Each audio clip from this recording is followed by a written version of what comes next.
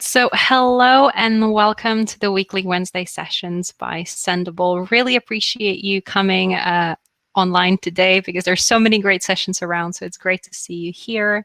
My name is Veronica. I'm an in-house marketer here at Sendible. If you don't know it already, Sendible is a social media management platform for marketers and agencies. And really, these sessions are all about sharing knowledge and learning from each other. So once again, thank you so much for coming.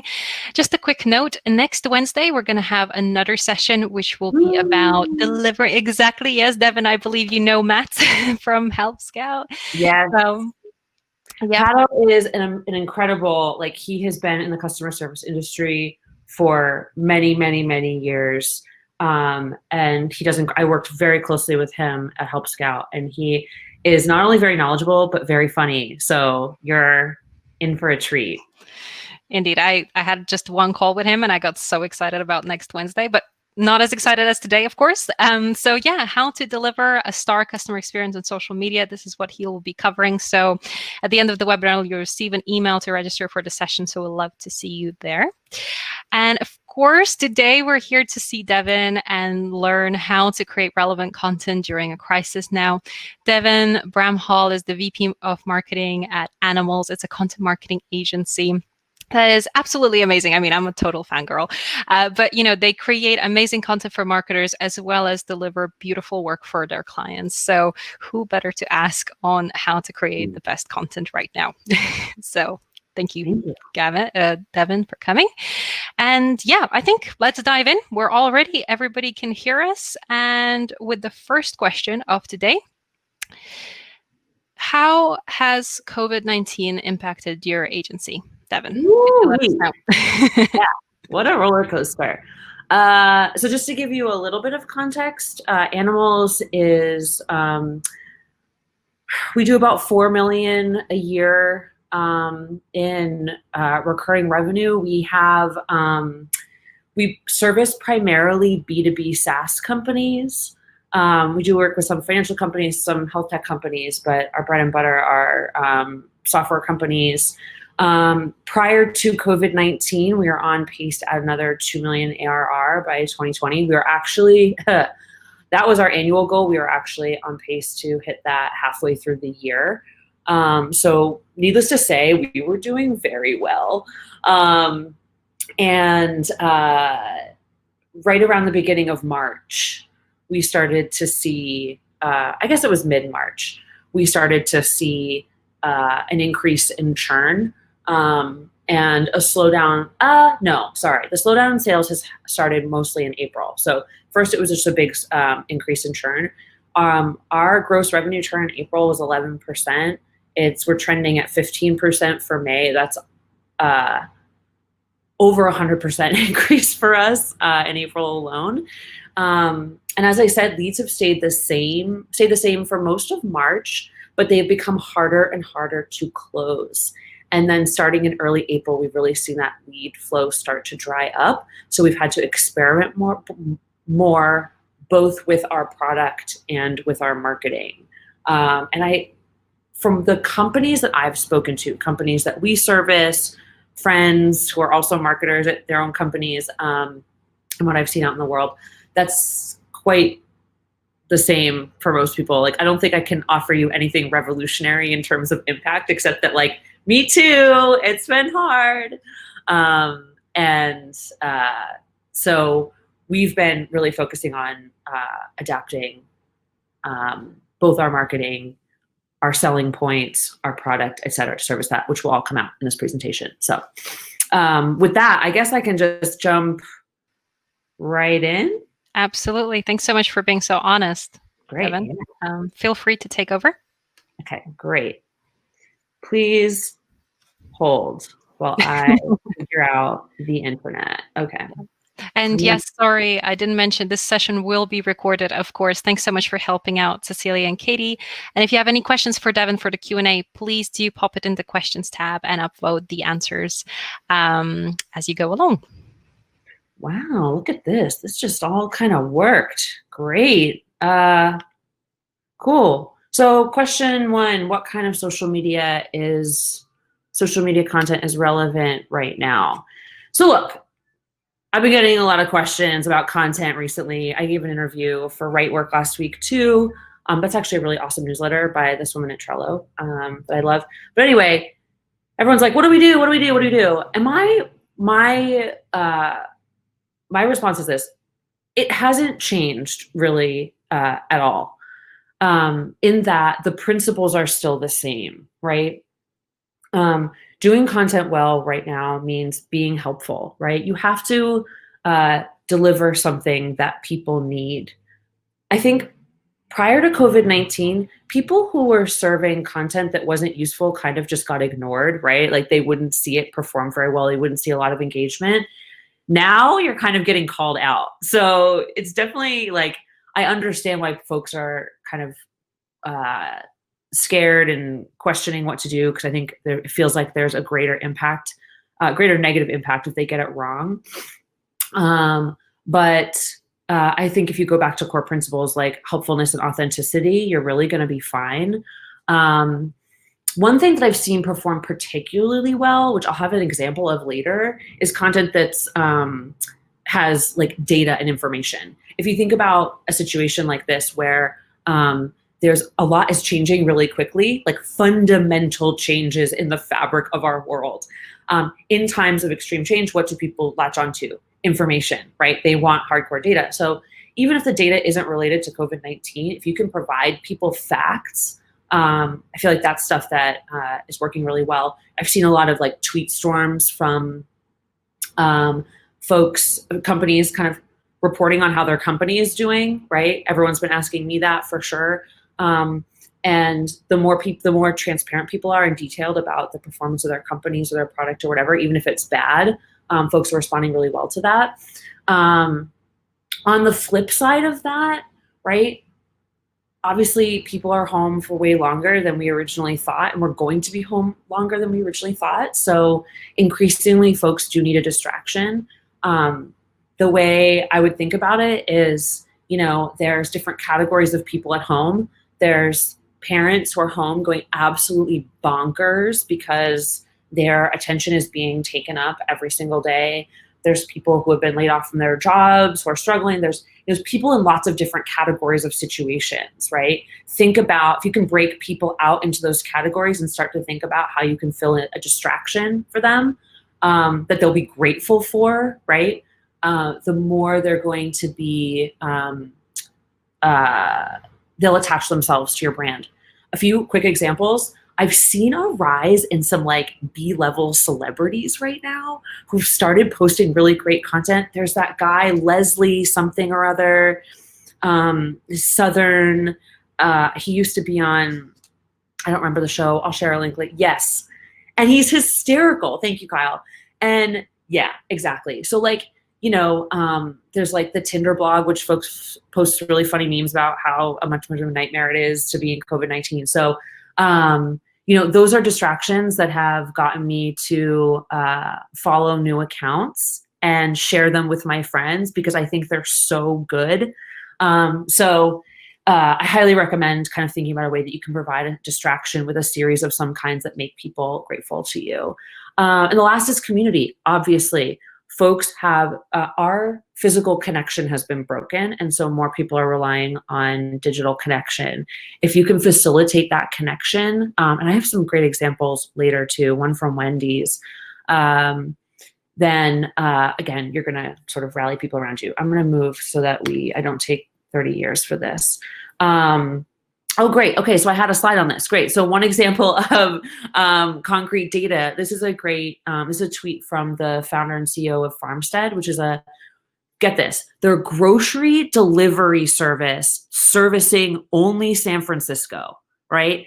Before COVID, like they were doing okay, but like not, I don't think they had like a huge, I don't know the exact data, but they didn't have a huge customer base. They've seen their customers like quadruple in a very short period of time. And so Pradeep posted a thread including data about what's been happening to them. And it got a ton of retweets, a ton of likes. The sentiment was positive, right? Folks really appreciated that information. They found it useful, et cetera. So that's just a great way on like simply reporting on what's the details of what's happening is people are responding well to it. And this example from Threads, I forgot we put the examples in the thing, Veronica. So I could have been talking through this the whole time. No worries. Good to remember how this presentation goes. So this is another one. This kind of falls under like giving things away / doing good for others. So Threads was in like stealth mode, and they launched their product and are giving it away for like, I don't know, a bunch of time. Until July 1st. So they've done really well because they came out a little before they were ready, and then gave away their product for free. And the great thing about that is, guess what? People are going to start to, they're like they're not an intranet, they're a collaboration platform similar to Basecamp. People are going to be so ingrained with their tool by the time the extended free trial is up. I assume that will do a lot for getting people to stay with them. So do's and don'ts. The principles are still the same as I said earlier, right? Like, be helpful, be authentic, be yourself, etc. But the things I wanted to add here are like reminders to people, which is it's still okay to be creative and it's still okay to experiment. I feel like because due to the fear of doing it quote unquote wrong, a lot of people have started doing things the same. So, let me say that better. A lot of folks have either copied what other people are doing as a way of kind of like, okay, well, it's not the best, but this seems to work, so I'll just do that. But it's not that interesting. So I would say, please still try to experiment and be creative, because honestly, what I see in my feed right now is, in these uncertain times, that's the intro to every social platform I'm on right now. If like I look at what the brands are publishing, right? It's like, in times of crisis, in these uncertain times, I'm like, okay, we get it, right? We get it. What can you say that's different? Anything at all different? Anything at all that's not in these uncertain times and in times of crisis will be different now. So like, do us all a favor and try that. I was even thinking about trying like drawing pictures instead of using illustrations, and trying to like really connect people back to like the human element, since we're all sort of missing that. And that goes back to being human as well, and connecting and creating community, right? Like the more you try to be, the less you try to be a brand and the more you try to be a human, I think is really going to work right now. And again, like the kind of obvious don'ts are, don't try to bring yourself into a conversation where you don't belong, right? If you're selling potato chips and you're like, in these uncertain times, everyone needs a Lay's, like, come on, you know what I mean? Like, find a different way to join the conversation or divert the conversation elsewhere, right? Like, you have to remember that just because people's attention is being held in this doesn't mean it can't be diverted to somewhere different. And that goes back to the concept of distraction, right? So, make an effort to try to give people something else to think about. I honestly believe that right now would be a really good time for a stunt, right? Like, do something, whether it's like a charity related stunt or whatever, like just, try to, find some way to engage people in some interesting way, because I don't want to hear another in uncertain times intro. And yeah, don't put yourself on autopilot, but I feel like nobody needs to be told that. Like, you get that concept. When disasters hit, you've got to make it personal. Even if that means you're posting less PS. If you're posting less, great. Write 5 impactful tweets that get way more engagement than 500 that get 0, right? That's kind of an obvious piece of advice. This is my favorite part. Okay, so there's a bunch of people there's a bunch of brands doing stuff really well. So this example from Calpac, they're doing a care package giveaway. The one lesson you could learn from somebody who messed this up was Reese Witherspoon's company recently. They did a giveaway where they were giving away a dress a dress to teachers. And they didn't take into account how many teachers there are and how much teachers talk to each other. And so the post got shared around.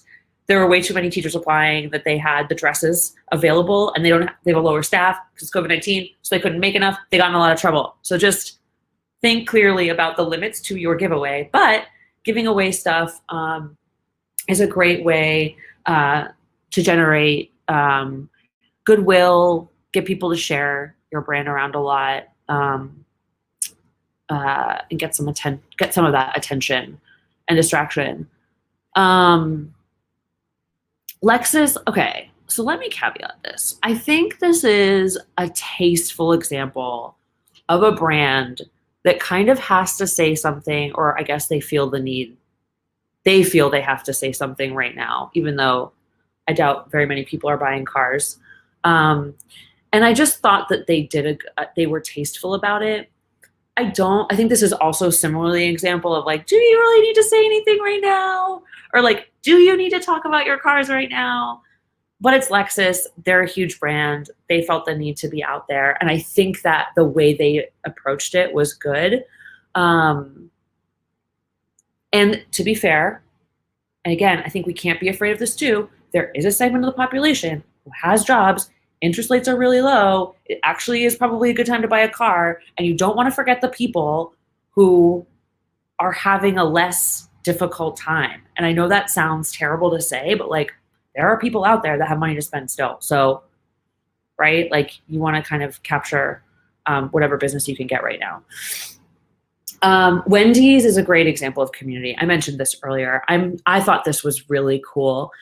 So there's no incentive to this, right? Like they don't position themselves in it at all. It's like Wendy's took a back seat to their own tweet and we're like, look, just shout out people you want to recognize, right?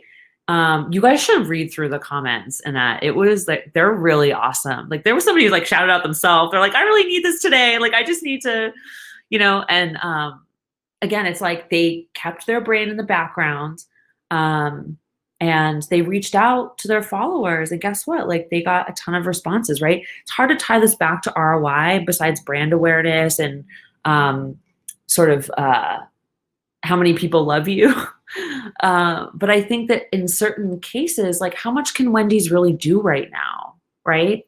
So in times where there's a sort of limited options in what you can do, go for what you can. And if it's just brand awareness, I think that's still useful. People look, if you can insert your brand and develop and get some attention right now in a positive way, people will remember it more than like a regular day when you just said something funny, right? And I think that's a really important like message from the people who are doing it well, is like, if you do it well, you're like automatically doing it exponentially better than a regular day. And so like I want to say this carefully, like there are some upsides right now, even given how damaging this is to all of us. So like kind of don't forget that and be okay with, trying to cultivate that as well. Fresh ideas. This is hard on a good day, right? Like how many times do, I feel like even when you're not dealing with a crisis or a situation where you're more limited and you have to be more careful, I feel like having unique ideas these days is kind of difficult. So a lot of these are going to sound really basic, but hear me out. Video is not dead. I actually think the video is still very much an untapped resource, an unexplored, unexperimented with resource. People really haven't gotten that creative with video. When I was at Help Scout, we did this series called, Help Scout is a customer service software. So we wrote a lot about customer service.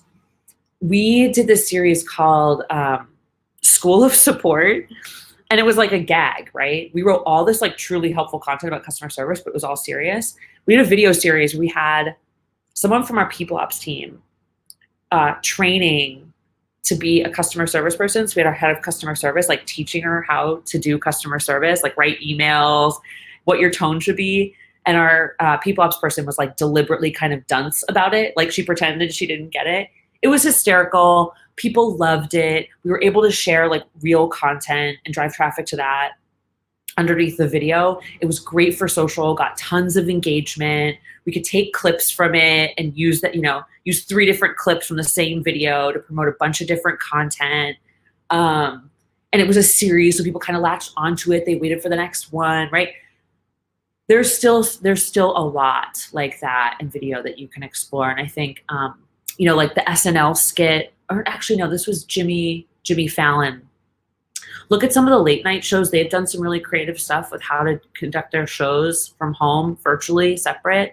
It's that Longest Days of Our Lives where they mimic they do a skit. So it's like Jimmy Fallon, Kristen Wiig, what's his face? I can't remember his name. Really famous actor. It doesn't matter. Anyway, you'll find the link. Will Ferrell, thank you. Gosh, this chat is so useful. You all are going to help me. You're helping me through this. So they do this really funny skit. It's hysterical. They've done 2 now. Like it really works, right? If your team is remote right now, use that to create unique video content that I guarantee will stand out, because despite there being a lot of video, most of it isn't that creative or interesting. And so you do still have an opportunity to do something different. I've been thinking recently that doing almost like a graphic novel would be really cool via I have this idea to do a graphic novel via TweetStorm, and it's really I'm talking about something marketing related, but depicting it, right, using illustrations, or even doing like an animated video or something. There's so many tools that allow you to do animated video. And again, it's like there's a lot of that being used for product videos, or there's like animation sort of has its space, gaming, movies, etc. But how many people are using it in your industry? If it's not a lot, use it because it will stand out. Sarah, I like Vyond. I don't know if depending on what type of video you want to do, Vyond was a great tool. They do animated helper videos, but they have a lot of it basically kind of makes the video for you. And I think you can adapt like an explainer video software to what you want to do too. Like it doesn't have to be an explainer type. So, and there's 1,000 more, but that's just one that I've used and I like. I also like the folks that run that company. They're really great. So, so anyway, yeah, just another way, again, like moving pictures, folks, or I don't know, you could go back to what I was going to do, which is like draw a picture myself with my terrible drawing skills. But again, that could work right now because people are looking for human connection. A brand acting like a human is going to work. So yes, that Vyond. I highly recommend talking to your followers, whether that be in survey form or doing like social surveys as well. There's really great, Pep from CXL has been running some good surveys, and I think that's a great way to engage with folks. But just ask people what they want to see from you, right? Like it's okay to be vulnerable right now. I think that's what people really want. And so ask. First of all, that's always been available to us. And I think more people should do that anyway. Like stop reading the like top things that work on social, the top images, the top colors, the top more. If you just ask people, like you would be fine. You don't need to read in those roundups. But if it's on Sendible, I'm sure it's really good. Sorry, I'm sure you wrote something about that and it's excellent. And then audit your feed, right? Like look at what's trending right now. There's a lot of really obvious trends that for each individual industry, I would look at what's trending and then do something completely different. Like make sure that if everything in your feed is the color blue, that you use the color yellow or whatever. Like just go the opposite. Because if you think about it, if everyone's doing the same thing, then the only way to stand out is do something different. There's a great video on YouTube going around of like all the commercials right now by big brands. And it's hysterical. I'll make sure you guys get the link. It's like cue sad piano music and then like cue in these uncertain times. And it literally shows like 15 commercials, different commercials for each thing that are all doing the exact same commercial. So there's a lot of big brands doing the exact same thing simultaneously right now.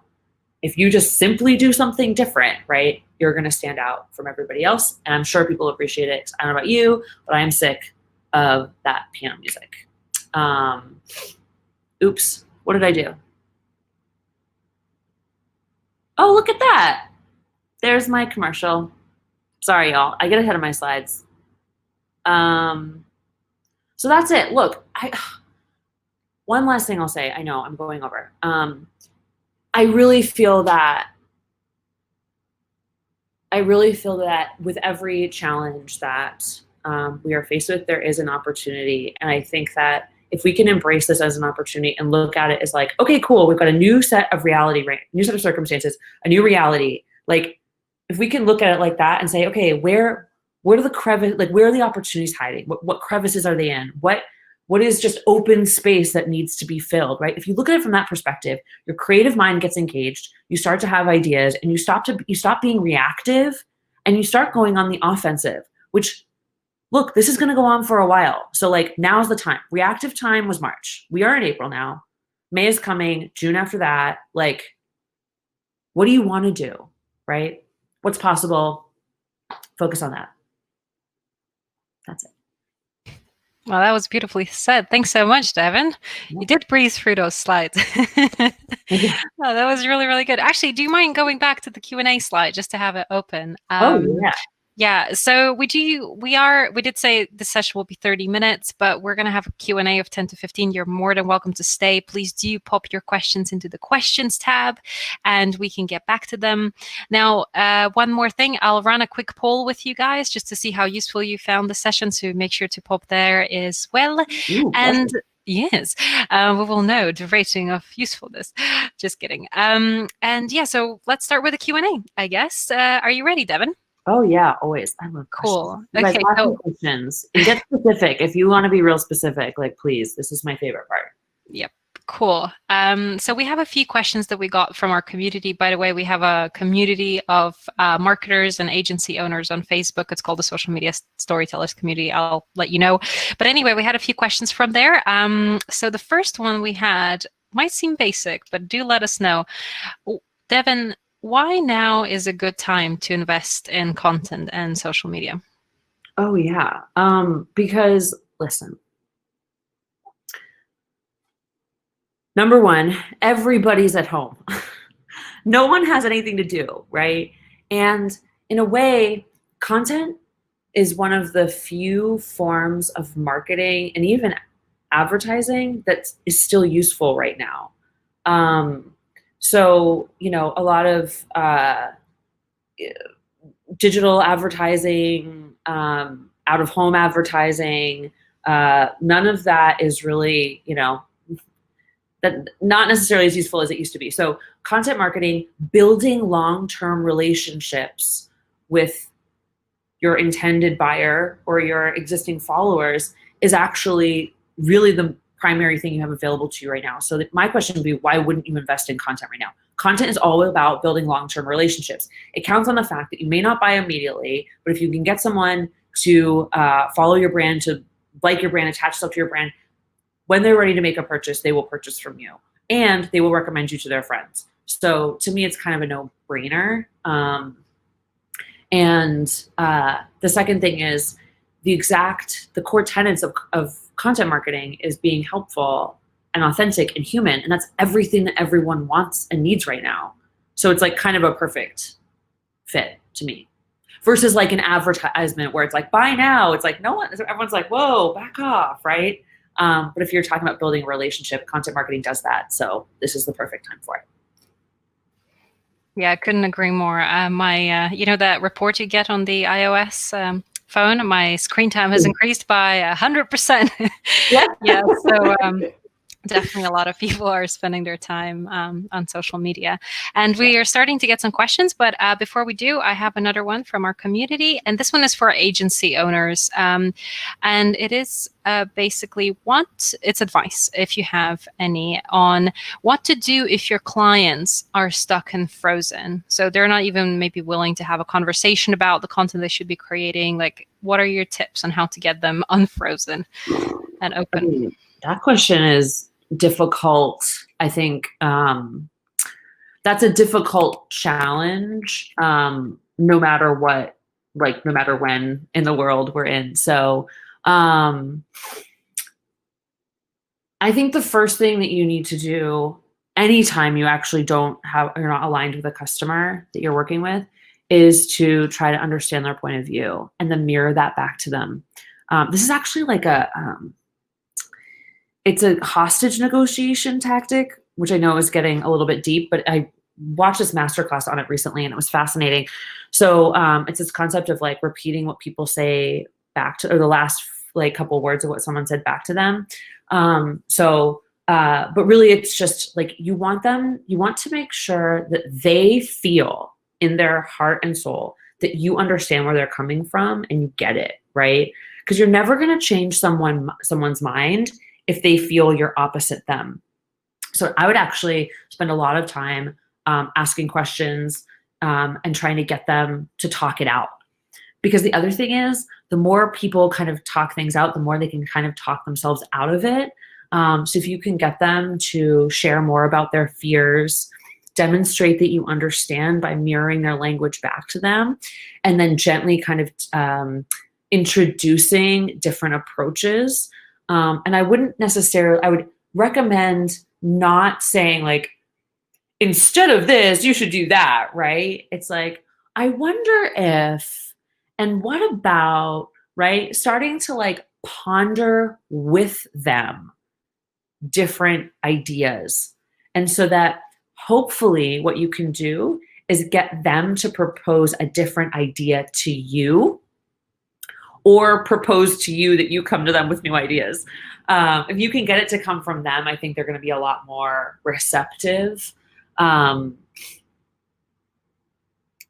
your only other option is to like execute on what they suggested to prove to them it doesn't work, but then a lot of times they blame you for it anyway. So it's better to try to get aligned before you keep going and take notes. Like one thing we do is if we know we don't agree with someone and they're asking us to execute on something that kind of goes against our principles and we can't convince them otherwise, we document it in emails back and forth. Like, you said you like this, we're going to do Y, so that should it come to later them start to hate us and think that we're bad at our jobs, we can kind of gently, we can sort of make it clear where the ideas come from, so that hopefully you can salvage some kind of relationship with them. But I sympathize, it's challenging. Thanks for that answer, Devin. So we have quite a few questions. What would you prefer? Would you like me to read them out, or do you want to read them out and answer them? Oh, wow, there's a lot in here. Okay. Yeah. If you start by most upvoted, and if you go through them first, we have Caitlin. Oh, great. Okay, look at that. Okay, yeah, I'll do that. Okay, my agency works with all B2B clients who are selling services as opposed to products. Yep. Any ideas on offerings that can bring in people's attention? Who are selling oh wow. Without knowing what kinds of services, it really depends on the service. Okay, actually, let me ask a clarifying question. By offerings, do you mean like social media plans, or do you mean like product offerings? What are you like? If you can answer in the chat and give me a little more, I just want to make sure I understand the question completely. While you answer, maybe I'll go to the next one and then come right back to this one, if that works. I work with a public institution, higher ed, and we have always come from a place of humor distraction that finds a way to serious base. Nice. Thoughts on connecting, engaging without being insensitive. Yeah, so I think that this goes back to, again, understanding like, don't be funny about stuff that is like real world challenging, right? So, and I feel like this is obvious. So like, I'm not, you know, this is probably obvious to you too, but I would say if you're experimenting with humor, try to be agnostic to anything that, you know, around disease and hardship, like financial hardship, right? Like leave certain things off the table. And I would actually make a list of stuff like, here are places we're never going to go. We're not going to talk about financial hardship. We're not going to talk about disease or whatever directly, we're going to stay in a realm that actually has nothing to do with COVID-19. For example, a lot of parents are home right now. You could make a lot of jokes about that. But if you wanted to play it safe, you could talk about, like, parents will always have challenges with being at home with their kids, no matter how much, right? And keeping their kids engaged and trying to understand their children, right? That's kind of a generally safe area because it's something that's a challenge all the time. So I think that's a way that you can kind of play it safe, I guess. Another piece of advice I have is, like, develop small focus groups, right? Like, if you have a set of, like, in software, we call them power users that we would, like, show a beta version of a new product or feature to.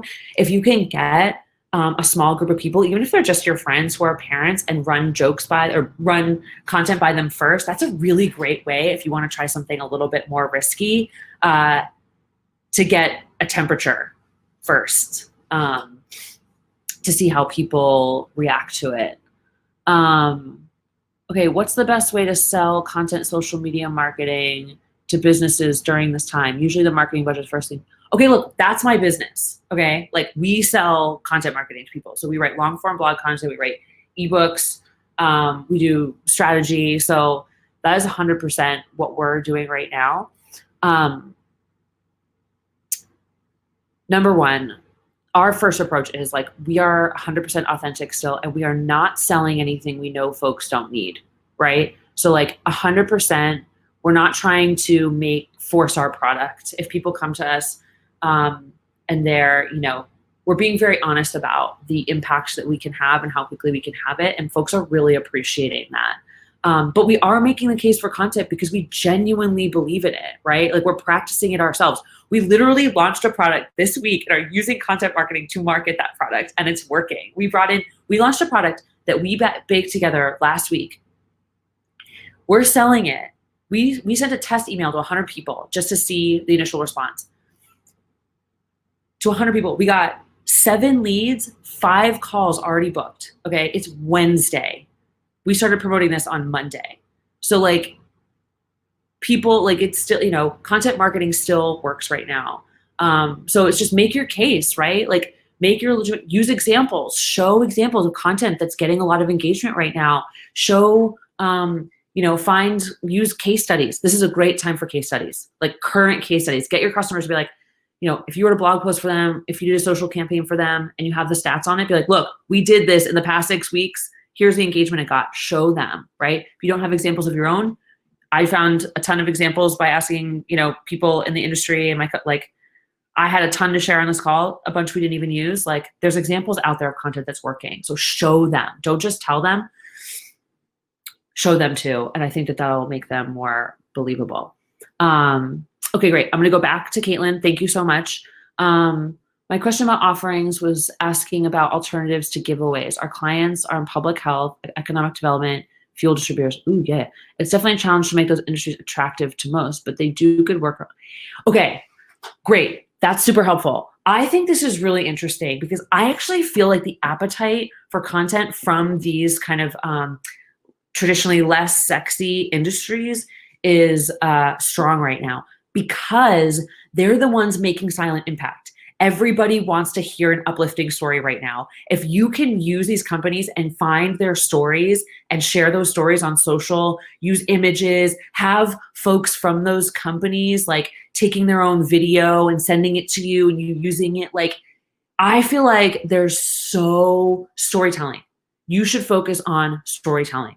Just tell stories. People will latch onto that. You could do a tweet storm story. You could do images. You could do video. Like, there's so much. Take those stories away from a blog. I would almost not even worry about using blog posts. I'd be like, hey, I would put it all on social, depending on what platforms they use. And ask them to record their own video, ask them to send you photos and such, and start to tell the stories of the individuals working at those companies, of the impact those companies are having on their small communities. Oh my God, I feel like I'm actually really excited about what you have in front of you. I'd have stories till the day is long. I really honestly believe that people really want to hear that right now. So like almost congratulations. You have like one of the rare industries that probably is gonna do well right now for you. Anyway, okay, moving on. Bia, I work in a social media department for an ad agency. Ad agencies are cutting a lot of budgets right now. I'm sorry. You're responsible for okay, so you're promoting the agency, hesitant to put any content that's tone deaf. Yep, fair. But also don't want to go completely dark. How do you balance COVID related content versus posts that create brand awareness? I mean, I think you try to find, you do some that's separate and you combine some. So there's some going back to sharing data, right? There's a lot of agencies that are suffering right now. There's been a lot of layoffs. VaynerMedia, I know, just laid off a bunch of people. The list is long. So there's a lot of data that you can share around ad agencies that's interesting to people that could get you press, right? If you were to come up with one of the, lots of people have created those, like who's hiring right now, who's laying people off, like there's tons of that in every industry. So there's tons of content there that I think is important, and you should share it if you want to be kind of a thought leader in the ad agency space. But you're an ad agency, like your job is to entertain people to a certain degree, and I would not shy away from doing that. Do I know the exact breakdown of one versus the other? No, but I would say, here's how I think about it. There's like the big red, there's like the explosion, right? And that happened over here in March, right? And that's when like everything was really intense. The further away you get from the explosion site, the less and less kind of you feel the impact, right? This is a bad analogy now that I say it, but I'm going to go with it. We're getting further away from the place of impact, right? Where we're still feeling the impact, but it's starting to become normal. So it starts to feel like it's less and less, right? We're sort of adapting. And so I think as we get further away and as people get into summer and they get really sad that they can't, in fact, go to the beach this summer. I live in New York, so maybe that's just me. It'll vary depending on location. Increasingly, I think that kind of distraction content is going to be more and more important, or storytelling, connecting, etc. Because think of it this way. People are going to want to get back to normal as soon as humanly possible. What can you do to help them feel back to normal? Can you start to refocus them on something helpful, right? Can you refocus them on something entertaining that was entertaining pre-COVID, right? Like, remember, you have the power to change people's focus. Doing it tastefully is difficult, but that's why you have your job, because you're an expert in it. So just remember tastefulness. You guys are all, I'm sure, very self-aware people. And so, and using focus groups will help you kind of tease that stuff out. And look, if you make a mistake, you make a mistake. I hate to say it, but when you make a mistake, you still draw attention. And it's mostly in how you handle the mistake that has a lasting impact. So to a certain degree, you as a social media manager are trained for mistakes more than anybody in the digital marketing world. So you can probably handle it, but you also probably won't come and encounter that problem because you're so good at what you do. Okay, we answered that one. What are you, oh wait, hold on, I missed one. Grant. I work in the multifamily housing industry and we manage social platforms and reputation reviews. Multifamily, and we manage social platforms. And how can we incorporate these more humanizing, engagement-driven ideas to our non-property specific posting? Woof. Okay, I don't fully understand your multifamily housing industry. So you're making these multifamily homes. Are you a developer of some kind? How can we humanize it? I would be careful here. This is a tricky industry. I don't even know if I fully understand what you do, but if you are some kind of developer of multifamily housing, and you've got to be, it's going to be tricky for you because you actually have to support the people who might be living, like you have to actually take an action that is supportive to families who might be living in your homes, in order to not come off as corporate and kind of taking advantage of other people's misfortune for your own benefit, right? Because I imagine there's a lot of the folks living in that in those buildings probably got laid off, are having a tough time. Maybe they got their checks, maybe they haven't gotten them, and so they're not getting any support right now. I certainly wouldn't want to use their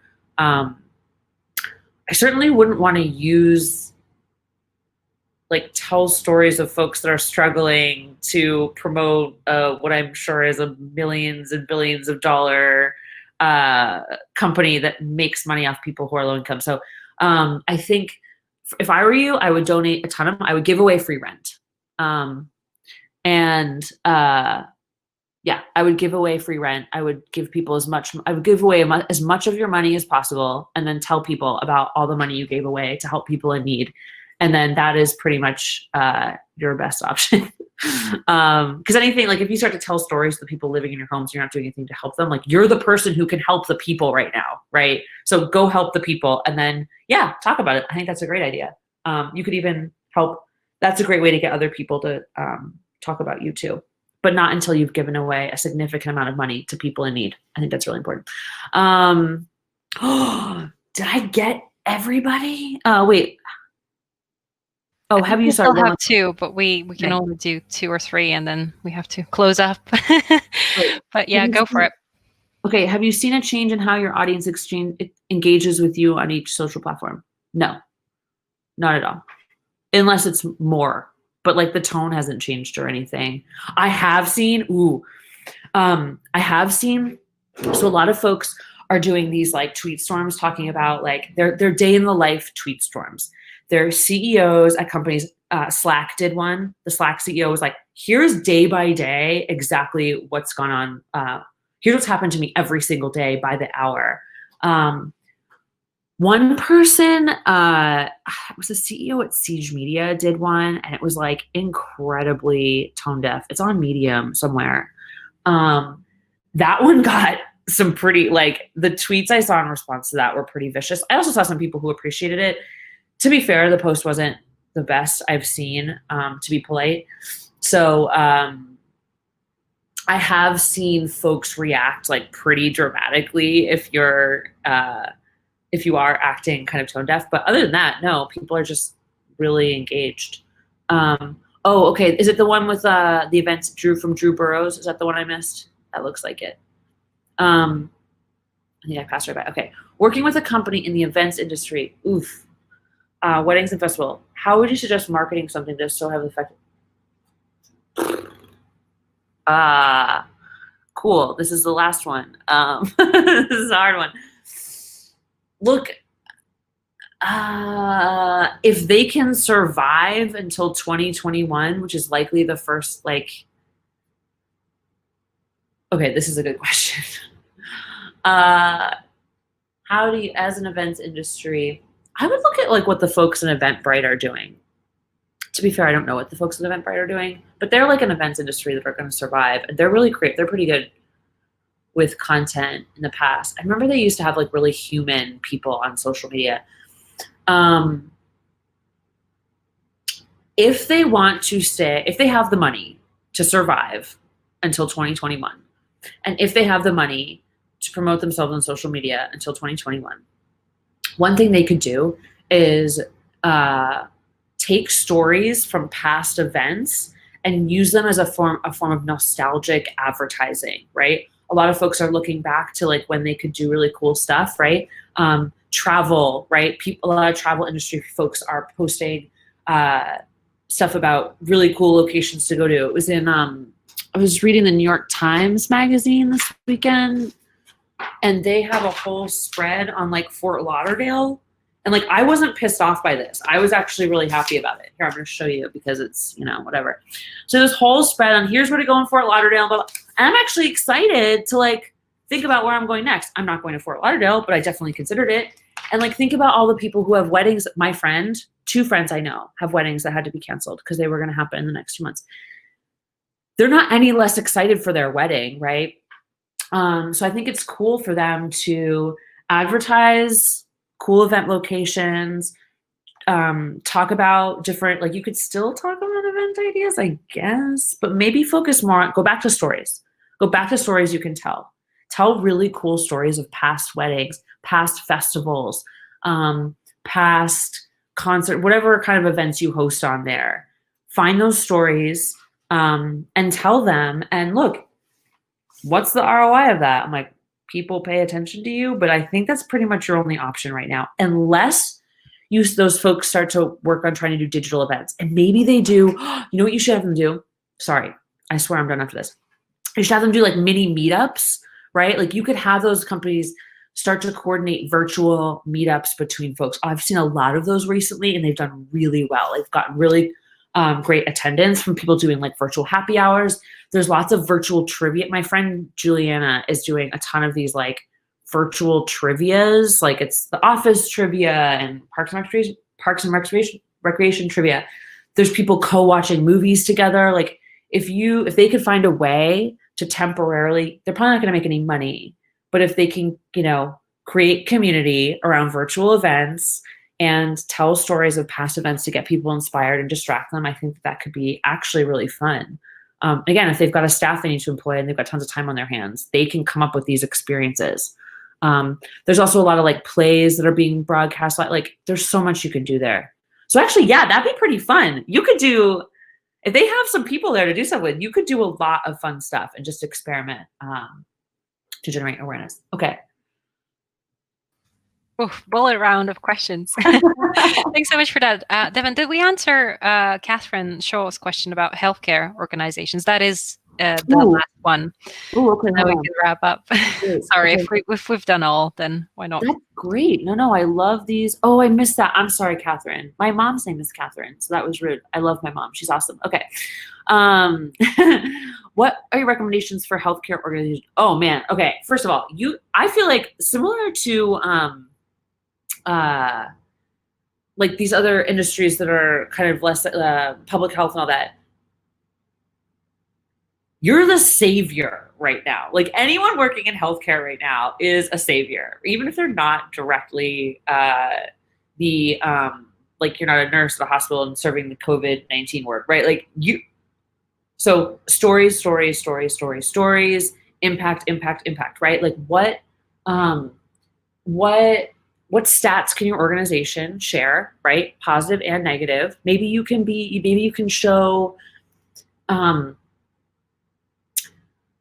about how many babies were born last week, right? Like that's a positive story. I have a neighbor on my, one of my neighbors, the wife works in the NICU, right?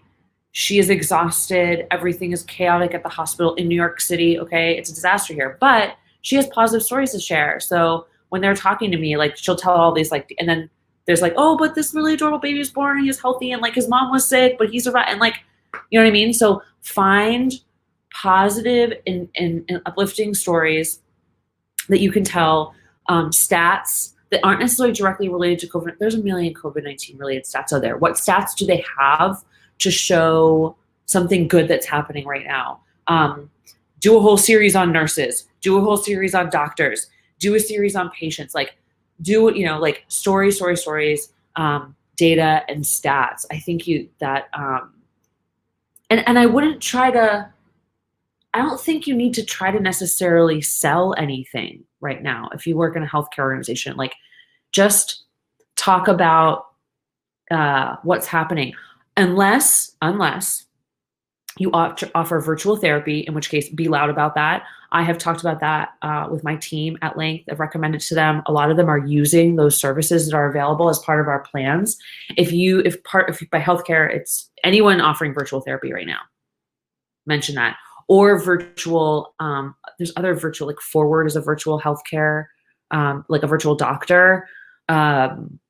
That's really comforting to people because like it does scare me that if I was not well last week. I was very sick last week. I did not have COVID-19 symptoms, but I was very ill. And it made me scared that I didn't have a doctor I could safely go to if I was sick. So if you offer any kind of virtual doctor services, I would take out a megaphone and be like, we can help you.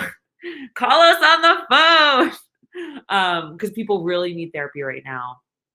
And they really need a doctor that they can talk to. Aside from that, tell stories, share uplifting data. And congratulations, you work in one of the few industries where it's like, you've got tons of content and it's easy. So like, do it. Yeah.